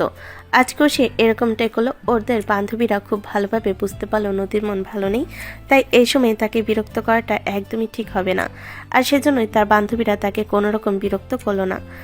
নদী তাদের সঙ্গে কথা বলতে না চাওতে তারা সবাই ক্লাসরুমে চলে গেল। আর এদিকে তখনই ঠিক ওই মুহূর্তে আয়ন ভার্সিটিতে প্রবেশ করে ভার্সিটির গেটের সামনে নদীর গাড়ি দেখতে পেয়ে আয়ন বুঝতে পারে নদী হয়তো ভার্সিটিতে এসেছে। তাই সে এক মুহূর্ত দেরি না করে ক্যাম্পাসের ভিতর প্রবেশ করলো। আর যেখানে সে নদীর সঙ্গে বসে গল্প করত সেখানে সে উপস্থিত হলো। তার ধারণা সত্যি হলো। সে এখানে এসে দেখতে পেল নদী চুপচাপ বসে আছে, মনে মনে কিছু একটা চিন্তা করছে। তখনই আয়ন নদীর পাশে গিয়ে বসলো, তার হাতে হাত রেখে বলতে লাগলো, তুমি কখন আসলে? এই তো কিছুক্ষণ। তোমার আসতে দেরি হলো যে? আসলে তুমি কদিন ধরে ভার্সিটিতে আসছো না, তাই আমি একটু দেরি করে আসি। এখন তো আর এসে তোমাকে সময় দিতে হয় না, কারো সঙ্গে গল্প করতে হয় না, কারো জন্য অপেক্ষা করতে হয় না, তাই তত আগেভাগে এসে কাজ কি? হ্যাঁ, সেটা একদম ঠিক কথাই বলেছো। আচ্ছা জান, তুমি আমাকে একটা কাজ করে দিতে পারবা? হ্যাঁ অবশ্যই, তোমার জন্য আমি সব করতে প্রস্তুত। এইভাবে বলার কি আছে? তুমি শুধু আমাকে আদেশ করো তোমার জন্য আমাকে কি করতে হবে। আমি তোমার জন্য আমার জান কোরবান করতেও রাজি আছি। আরে পাগলা, তোমাকে সেরকম কিছুই করতে হবে না। তুমি তো জানোই সামনে আমার সেমিস্টার ফাইনাল পরীক্ষা, আমার কিছু প্র্যাকটিক্যাল আছে, সেগুলো আমি করতে পারিনি। তুমি আমাকে এগুলো একটু করতে হেল্প করবে?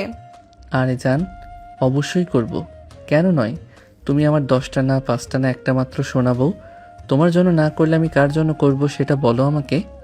ঠিক আছে, তাহলে আমি তোমাকে আমার প্র্যাকটিক্যাল খাতাগুলো পাঠিয়ে দেব, একটু করে দিও প্লিজ। আচ্ছা ঠিক আছে, এখন ক্যান্টিনে চলো। অনেক দিন তোমার সঙ্গে কফি খাওয়া হয় না, দুজন একসঙ্গে বসে একটু কফি খাই। আয়নের কথাই বাধা দিল না নদী। সে আয়নের সঙ্গে উঠে ক্যান্টিনে চলে গেল।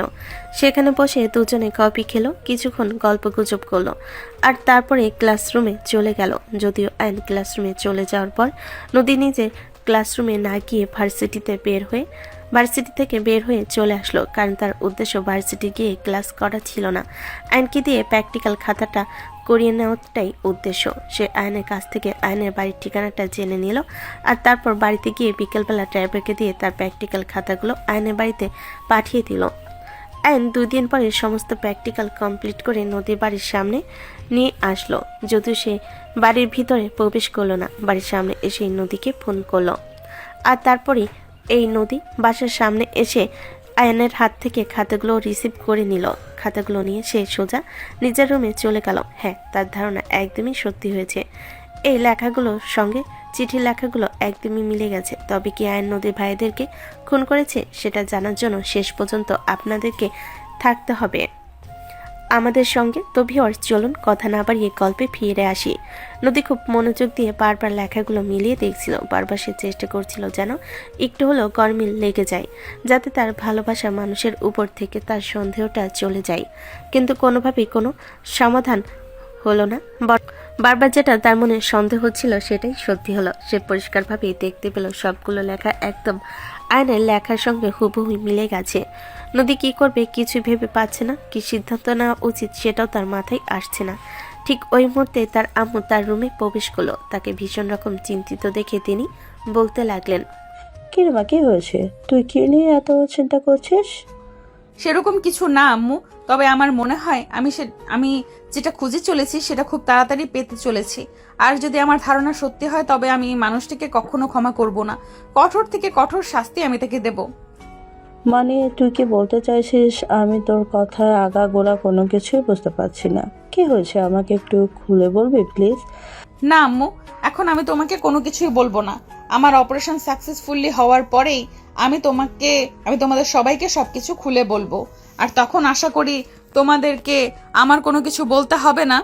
নিজেরা নিজের চোখেই সেটা দেখতে পাবে। সো প্লিজ এখন আমাকে কোনো রকম ফোর্স করো না। আচ্ছা বাবা, ঠিক আছে, তুই যখন চাচ্ছিস না এখন আমরা তোকে এ ব্যাপারে কোনো কিছু জিজ্ঞাসা করি, তাহলে আমরা আর তোকে এ ব্যাপারে কোনো কিছু জিজ্ঞাসা করব না। তবে হ্যাঁ, একটা কথা সবসময় মাথায় রাখবি, তুই মেয়ে মানুষ, সবসময় আগে তোকে সাবধান থাকতে হবে এবং নিজের প্রাইভেসি রক্ষা করতে হবে। ওকে আম্মু, ঠিক আছে, কোনো সমস্যা নেই।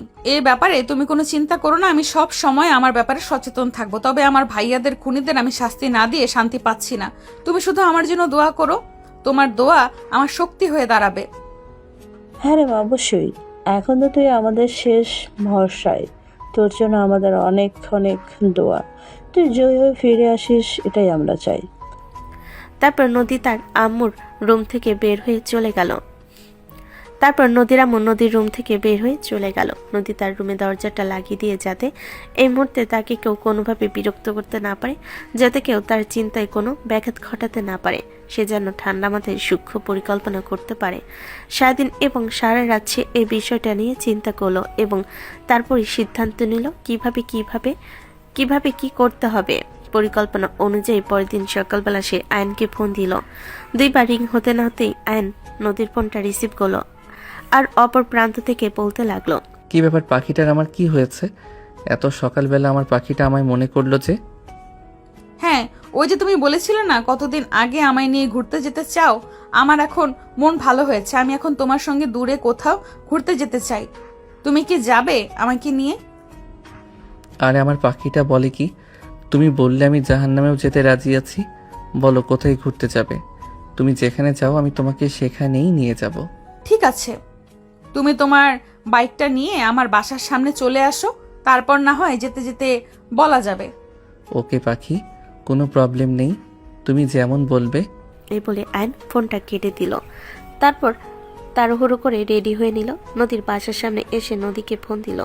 নদী আগে থেকে রেডি হয়ে বসেছিল আর তারপরেই আয়নের ফোন পেয়ে বাসা থেকে বের হয়ে গেল। নদী আয়নকে একটা জায়গার নাম বলল। আয়ন সেই জায়গায় সেরকমভাবেই চিনত না, তবে নদী তাকে ইনস্ট্রাকশন দিতে লাগলো আর সেই ইনস্ট্রাকশন অনুযায়ী আয়ন বাইক চালাতে শুরু করলো। একদম নিরিবিলি একটা জায়গায় এসে পৌঁছালো দুজন। তারপরে আয়নকে বাইক থামাতে বলল। আয়ন ভীষণ রকম অবাক হলো আর নদীকে জিজ্ঞাসা করলো, কি ব্যাপার, আমরা এখানে কেন এসেছি? এটা তো একটা পরিত্যক্ত এলাকা। হ্যাঁ, সেটা আমি খুব ভালো করেই জানি।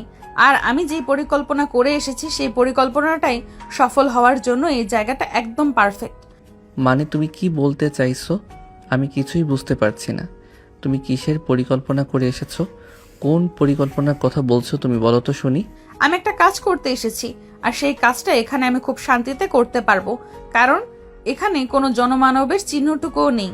আর এখানে বছরে কেউ আসে কিনা সেটাও সন্দেহ আছে, তাই কোনো প্রমাণ থাকবে না। নদীর এমন কথাই ভীষণ রকম অবাক হয় আর সে কোনোভাবেই ভাবতে পারে না নদী কোনো বিষয়টাকে ইঙ্গিত করছে আর কি করতে চাইছে, তাই সে নদীকে বলতে লাগলো, কি হয়েছে আমার পাখিটার? আমি তো কিছুই বুঝতে পারছি না। আমার পাখিটা এভাবে ঘুরিয়ে পেঁচিয়ে কথা কেন বলছে? এক্ষুনি তুমি সবকিছু বুঝতে পেরে যাবে, একটু ধৈর্য ধরো, আমাকে জাস্ট একটু সময় দাও। কথাটা বলে পিছন ফিরে কোমর থেকে পিস্তলটা বের করে আয়নের মাথা বরাবর দৌড়ল নদী আর তারপরেই বলতে লাগলো, কেন মেরেছিস তুই আমার ভাইদের? কেন আমার বাবাকে সন্তানহারা করেছিস? কেন আমার মাকে সন্তানহারা করেছিস? কেন তুই আমাকে একা বানিয়েছিস? আরে এসব তুমি কি বলছো? তোমার কি মাথা খারাপ হয়ে গেছে নাকি? নদী, তুমি পিস্তলটা নামাও আমার মাথা থেকে। নামবো অবশ্যই, তবে এর ভেতরে 6টা গুলি রয়েছে, সেই গুলিগুলি তোর মাথায় ঢুকিয়ে দেওয়ার পর। তুমি কি পাগল হয়ে গেছো নাকি? আমি আয়ান, আমি তোমাকে ভালোবাসি আর তুমিও আমাকে ভালোবাসো, তাহলে এসব পাগলামি কেন করছো? হ্যাঁ, আমি তোকে ভালোবাসি, কিন্তু তুই আমাকে ভালোবাসিস না।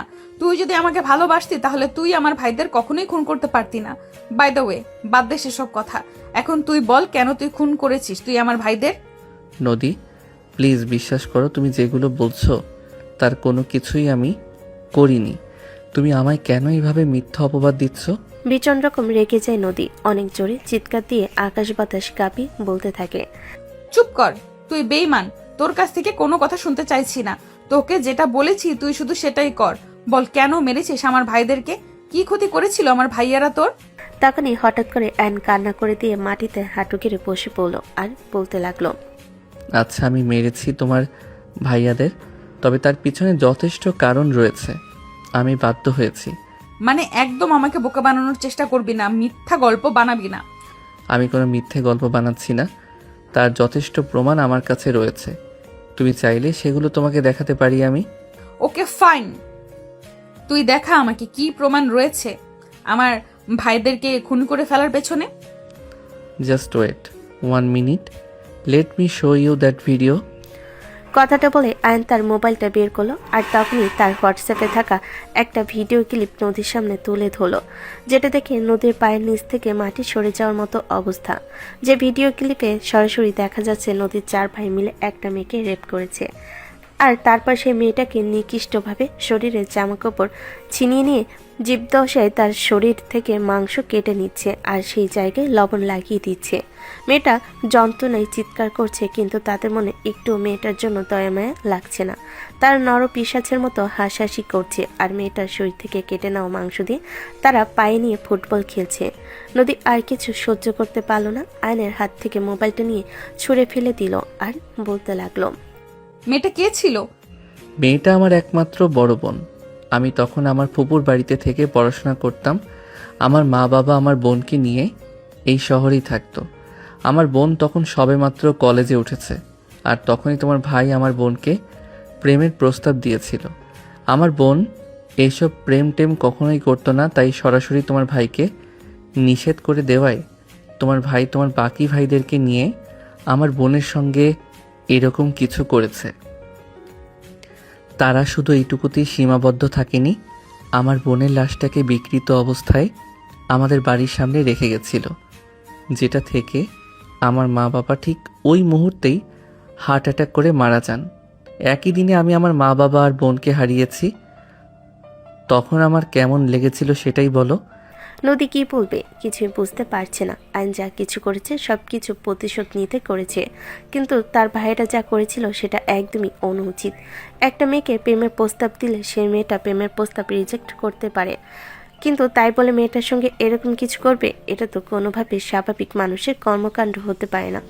যদিও নদী তার ভাইদেরকে অনেক ভালো মানুষ বলেই মনে করত, কারণ সব ভাইয়েরাই বোনেদের কাছে হিরো সেজে থাকে, কিন্তু তার আড়ালে এরকম নরপিশাচ লুকিয়েছিল এটা সে কোনোভাবেই বুঝতে পারেনি। আইন কান্না করছে জোরে জোরে, চিৎকার করে কান্না করছে, সে নিজেকে আর কন্ট্রোল করতে পারছে না। তখনই নদী তার হাত থেকে পিস্তলটা ফেলে দিয়ে আয়নের সামনে সে নিজেও হাঁটু গেড়ে বসে পড়ল। আর তখনই আয়ন আবার নদীকে বলতে লাগলো, আমি তোমার ভাইদেরকে মেরে শুধু আমার বোনের সঙ্গে হওয়া অন্যায়ের প্রতিশোধ নিয়েছি মাত্র, যাতে আর কোনোদিন কোনো ছেলে কোনো মেয়ের সঙ্গে এরকম কোনো কিছু করার সাহস পর্যন্ত না দেখায়। আর এখন যদি তুমি তোমার ভাইদের মৃত্যুর প্রতিশোধ নিতে আমাকে মৃত্যুর দণ্ড দাও, আমি সেটা হাসতে হাসতে গ্রহণ করব। কারণ তুমি যেমন তোমার ভাইদের কাছে চোখের মণি ছিলে, আমার বোনও আমার কাছে চোখের মণি ছিল। আমি আমার বোনকে ভীষণ ভালোবাসতাম। তোমার বাবার মতো অর্থ সম্পদ আর প্রাচুর্য হয়তো আমার বাবার ছিল না, কিন্তু আমাদের পরিবারটাতে ভালোবাসার কোনো কমতি ছিল না। কেন তোমার ভাইয়েরা আমার বোনটাকে পৃথিবীতে বেঁচে থাকতে দিল না? কি দোষ করেছিল আমার বোন? তোমার ভাইয়ের প্রেমের প্রস্তাব রিজেক্ট করেছিল, সেই জন্য কি তোমার ভাই আমার বোনের সঙ্গে এরকমটা করবে? প্লিজ আয়ান, চুপ করো তুমি। আমি তোমাদের কাছ থেকে এই ব্যাপারে আর কোনো কথা শুনতে চাইছি না। না, আজ তোমাকে শুনতেই হবে, কারণ অপরাধ আমিও করেছি। আমি তোমার ভাইদের খুন করেছি, তাই শাস্তি আমারও প্রাপ্য। তুমি আমাকে যে শাস্তি দিবে তাও আমি সেটা মাথা পেতে মেনে নেব। নদী আয়নের হাত দুটো ধরে কান্না করে চলেছে, সে কোনো কথাই বলতে পারছে না। কান্নায় যেন তার একদমই থামছে না। আয়ন নদীর হাত দুটো শক্ত করে ধরে তার হাতে পিস্তলটা তুলে দিয়ে বলতে লাগলো।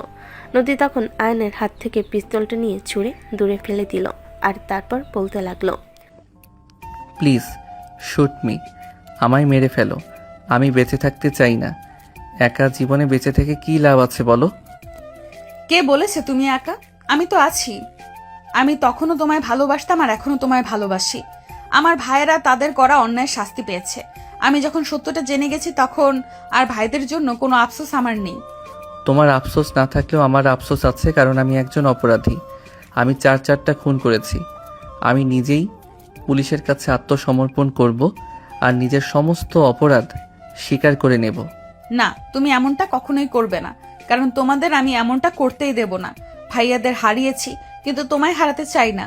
মানুষ সবকিছু হারিয়ে বেঁচে থাকতে পারে, কিন্তু ভালোবাসা হারিয়ে গেলে জীবন থেকে বেঁচে থাকার ইচ্ছেটাই হারিয়ে যায়। নদী, প্লিজ ট্রাই টু আন্ডারস্ট্যান্ড। তুমি বাস্তবতার সম্মুখীন হও। আমি একজন খুনি। আমার সঙ্গে তুমি কখনোই ভালো থাকবে না। আমিও খুনি এবং ধর্ষকের বোন। আমার সঙ্গেও কোনো সাধারণ ঘরের ছেলে কখনোই সংসার করবে না। আমি তোমাকে নিয়েই ভালো আছি আর ভালো থাকতে চাই।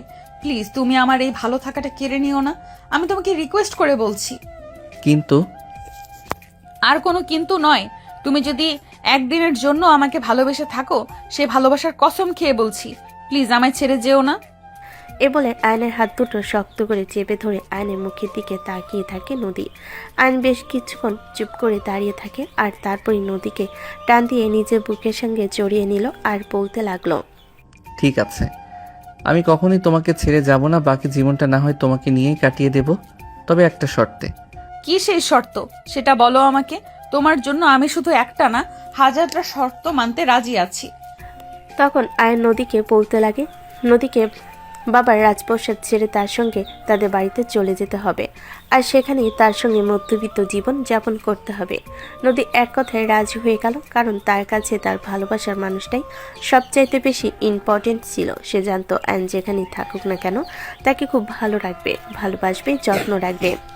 আর ভালোবাসার মানুষের কাছে থাকলে দুবেলা ডাল ভাত পেলেই ভালো থাকা যায়। তাই নদী আয়নের সঙ্গে থাকতে রাজি হয়ে গেল, আর সে আয়নকে বলতে লাগলো, দেখো, আমি তোমার প্রস্তাবে রাজি আছি, তবে তোমাকে আমার একটা শর্ত মানতে হবে। বলো কি শর্ত? তোমার জন্য আমি সব কিছুই করতে পারি। আজকের এই সম্পূর্ণ ঘটনা এবং আমার ভাইদের নিয়ে ঘটে যাওয়া সম্পূর্ণ ঘটনা আমার বাবা মার কাছে গোপন করতে হবে। তুমি কোনোদিনও এই চিরন্তন সত্যটা আমার বাবার কাছে বলতে পারবে না, কারণ আমার বাবা মা জানেন তাদের ছেলেরা খুবই ভালো মানুষ। তারা কখনো এমন কোনো খারাপ কাজ করতেই পারে না। আমার বাবা মায়ের ছেলেদের প্রতি এই ভালো ধারণা আমি কখনোই মুছে যেতে দিতে চাই না। ঠিক আছে মাই ডিয়ার, তুমি যেমন চাইবে তেমনই হবে। আমি কখনোই তোমার ইচ্ছার বিরুদ্ধে গিয়ে কোনো কিছু করব না। ওকে, চলো এখন বাসায় ফিরে যাওয়া যাক। আর কাল বিকেলেই তুমি একবার আমাদের বাসায় আসবে, আব্বু আম্মুর সঙ্গে বিয়ের ব্যাপারে কথা বলবে। এই বলে দুজন বাইকে উঠে বসলো। আয়ন বাইক চালিয়ে নদীকে তার বাসার সামনে নামিয়ে দিল। তারপর সে নিজের বাসায় চলে গেল। নদী বাসে ফিরে আসতে তারা দৌড়ে এসে তার সামনে দাঁড়ালো আর বলতে লাগলো, কি ব্যাপার মা, তুই কোথায় গিয়েছিলি? আম্মু, আমি আজ সমস্ত সত্যটা জানতে পেরেছি, তবে আমি সেটা কোনোদিনও তোমাদের কাছে প্রকাশ করতে পারবো না। প্লিজ এই ব্যাপারটা নিয়ে আমাকে জোর করো না। কিন্তু কেন? আমার একে একে 4টা ছেলেকে হারিয়ে ফেলতে হলো, আর এখন কিনা তুই বলছিস সত্যটা আমাদের কাছে খুলে বলতে পারবি না? কি এমন সত্য ঘটনা লুকিয়ে আছে যেটা তো আমাদেরকে জানতেই হবে? হ্যাঁ, আমি খুব ভালো করে জানি তুমি এমন কথা বলবে, কিন্তু যেটা সত্যি, যেটা কোনোদিনও বদলাবে না, আর আমি তোমাদেরকে সেই কথা বলতেও পারবো না। শুধু তোমাদেরকে এটাই বলে রাখছি, তোমাদের ছেলেরা যে পাপ করেছিল তার ফল ভোগ করেছে মাত্র তারা। তোমার ছেলেরা যেমন তোমার সামনে ধোয়া তুলসী পাতা ছিল, আড়ালে তারা ততটাই নিকৃষ্ট ছিল, আর যার কারণে এলাকার প্রত্যেকটা মানুষ তাদেরকে ভীষণ রকম ভয় পেত। কেউ কখনো তাদের সামনে দাঁড়িয়ে কথা বলার সাহসটুকুও পর্যন্ত করেনি। আশা করি বুঝতে পেরেছো। আর কোনো প্রশ্ন আমার এই ব্যাপারে করবে না। নদীর আম্মু তখন আর কোনো কথাই বললেন না। মাথা নিচু করে তিনি সেখান থেকে চলে গেলেন, কারণ তিনি নিজেই খুব ভালো করে জানেন ওনার ছেলেদের উচ্ছৃঙ্খল জীবনযাপন সম্পর্কে। ওনার ছেলেরা কতটা উচ্ছৃঙ্খল হতে পারে সেটা ওনার চাইতে ভালো ধারণা কেউ রাখে না। চুপচাপ নিজের ঘরে চলে যান। আর এদিকে নদীর আপুর অবস্থা এখন একটু ভালো দিকে, তবে তিনি এখনও সম্পূর্ণ সুস্থ হয়ে ওঠেনি। ডাক্তার ওনাকে সম্পূর্ণ রেস্টে থাকতে বলেছেন। এদিকে নদীর বাবার সমস্ত ব্যবসা দেখাশোনা করছে তাদের ম্যানেজার। নদীর বাবা ম্যানেজারকে বলেছিল উনি দেশের বাড়ি চলে যাবেন, তাই ম্যানেজার সমস্ত কিছু রেডি করে ওনার সঙ্গে কথা বলতে আসেন। ড্রয়িং রুমে আসা মাত্রই নদী ওনাকে আটকে দেন আর বলতে থাকেন, আপনাকে আব্বুর সঙ্গে কথা বলতে হবে না। কাল থেকে আমি নিজেই অফিসে জয়েন করব, আর সমস্ত কিছু আমি নিজেই দেখাশোনা করব। আমরা কেউ দেশের বাইরে যাচ্ছি না। কিন্তু ম্যাডাম, বড় সাহেব যে বলেছিল আমাকে সবকিছু রেডি করতে। দেখুন, আব্বুর শারীরিক এবং মানসিক অবস্থা কোনোটাই এখন ভালো নয়, তাই আপনি আব্বুর সঙ্গে আর কোনো কথা বলবেন না। আমি যেটা বলেছি আপনি সেটাই মেনে নিন। ঠিক আছে ম্যাডাম, কোনো সমস্যা নেই। আপনি আমাকে যেরকমটা করতে বলবেন আমি ঠিক সেরকমটাই করব। আপনার কথার কোনো অন্যতা হবে না। ঠিক আছে, আপনি এখন চলে যান। আমি আব্বুর সাথে কথা বলে নিব, আর আব্বু যদি আপনাকে ফোন করে তাহলে বলবেন আপনি আমার সঙ্গে কথা বলেছেন। ওকে ম্যাডাম, ঠিক আছে, কোনো সমস্যা নাই। আজ আমি তাহলে আসছি।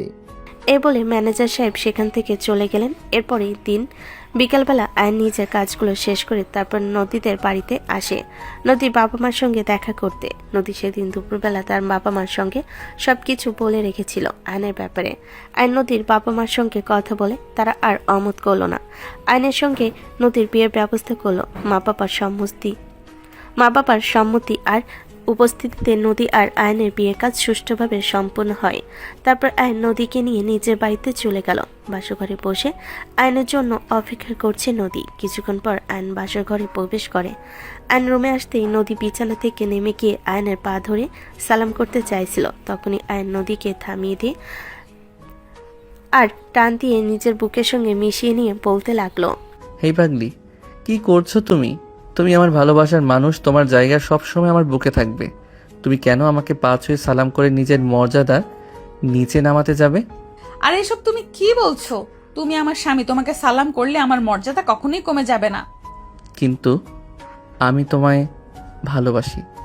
তোমাকে আমি সারা জীবন আমার বুকে আগলে রাখতে চাই। আমি তোমাকে আর 5টা ছেলের মতো ঘরের বউ বানিয়ে তোমাকে আমার রাজত্ব কায়েম করাতে চাই না। আমি চাই আমার রাজ্যে তুমি রানী হয়েই থাকো। এতটা ভালোবাসো আমায়, কোনোদিনও আমায় ছেড়ে যাবে না তো?